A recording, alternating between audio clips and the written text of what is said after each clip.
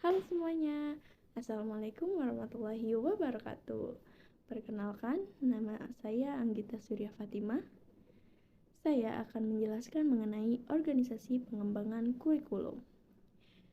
Nah, di sini saya akan menyampaikan untuk memenuhi salah satu tugas dari mata kuliah kurikulum dan pembelajaran.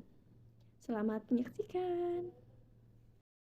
Kali ini saya tidak sendiri, saya ditemani oleh teman-teman saya, yaitu dari kelompok 7, di mana anggota dari kelompok 7 ada saya sendiri, Anggita Surya Fatimah, lalu ada Aisyadila Febri Adanas, yang ketiga ada Risma Parwati, dan yang keempat ada Qori Mulki Fatimah. Organisasi kurikulum merupakan pola atau desain bahan kurikulum yang bertujuan untuk mempermudah siswa dalam mempelajari bahan pelajaran serta mempermudah siswa dalam melakukan kegiatan belajar, sehingga tujuan pembelajaran dapat tercapai secara efektif. Nah, selanjutnya ada sifat kurikulum 2013, yaitu ada 3 sifat. Yang pertama, dikemas dalam bentuk pembelajaran tematik. Yang kedua, pendekatan saintifik.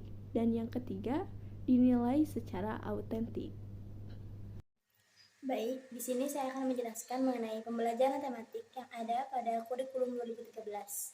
Ciri-ciri pembelajaran tematik terpadu sendiri yaitu adalah pembelajaran yang berpusat pada peserta didik, kemudian pengalaman yang diberikan secara langsung, dan konsep dasar pembelajaran di dalam suatu mata pelajaran yang dijadikan menjadi satu pembelajaran. Lalu, adapun tahapan-tahapan yang ada pada konsep pembelajaran tematik itu sendiri yaitu adalah yang pertama menentukan tema, yang kedua mengintegrasikan tema sesuai dengan kurikulum yang berlaku, yang ketiga yaitu membuat rencana pembelajaran, dan yang keempat ataupun yang terakhir yaitu aktivitas kelompok dan diskusi. Secara istilah, pengertian dari pendekatan saintifik adalah proses pembelajaran yang dirancang sedemikian rupa agar peserta didik secara aktif mengonstruk konsep, hukum, atau prinsip melalui tahapan-tahapan mengamati, merumuskan masalah, merumuskan atau mengajukan hipotesis, mengumpulkan data dengan berbagai teknik, menganalisis data, dan menarik kesimpulan dari apa yang menjadi konsep, hukum, atau prinsip yang ditemukan. Nah, selanjutnya, pendekatan saintifik mempunyai karakteristik.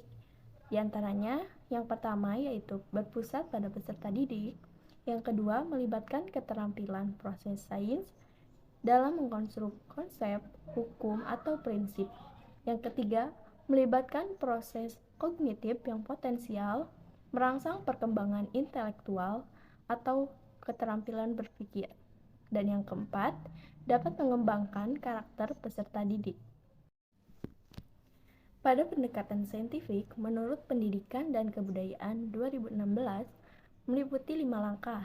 Yang pertama yaitu mengamati, yang kedua itu menanya, yang ketiga mengumpulkan data, yang keempat mengasosiasikan, dan yang terakhir mengkomunikasikan. Dalam melakukan penelitian autentik, ada 3 hal yang harus diperhatikan, yakni 1. Autentik dari instrumen yang digunakan, menggunakan instrumen yang bervariasi yang disesuaikan dengan karakteristik atau tuntunan kompetensi yang ada di kurikulum. Yang kedua, autentik dari aspek yang diukur, menilai aspek-aspek hasil belajar secara komprehensif, meliputi kompetensi sikap, keterampilan, dan pengetahuan. Yang ketiga, autentik dari aspek kondisi siswa, meliputi input, yaitu kondisi awal siswa, proses, yaitu kinerja dan aktivitas siswa dalam proses belajar mengajar, dan yang terakhir yaitu output, hasil pencapaian kompetensi, baik sikap, keterampilan, ataupun pengetahuan siswa. Sekian presentasi yang dapat disampaikan oleh kelompok 7. Kurang lebihnya mohon maaf. Wassalamualaikum warahmatullahi wabarakatuh.